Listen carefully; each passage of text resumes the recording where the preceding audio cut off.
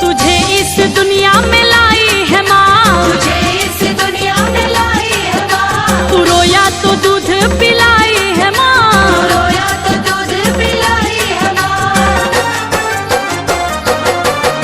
तुझे इस दुनिया में लाई है माँ, तू रोया तो दूध पिलाई है माँ।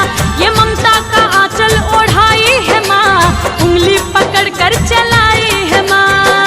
वो बचपन के दिन तू अपने भूल न जाना, वो बचपन के दिन तू अपने भूल न जाना।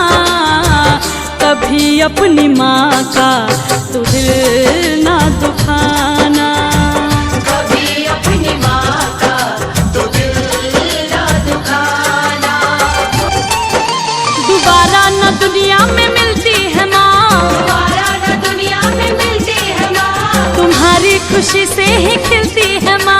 तुम्हारी खुशी से ही खिलती है माँ। ओ, दोबारा न दुनिया में मिलती है माँ, तुम्हारी खुशी से ही खिलती है माँ। तुम्हें चोट आए तो रोती है माँ, ये भगवान से बढ़ के होती है माँ। पुकारेगी माँ तो पंकज दौड़े चले आना, कहे अनु बेटे का तू फर्ज निभाना। कभी अपनी माँ का तू दिल ना दुखाना।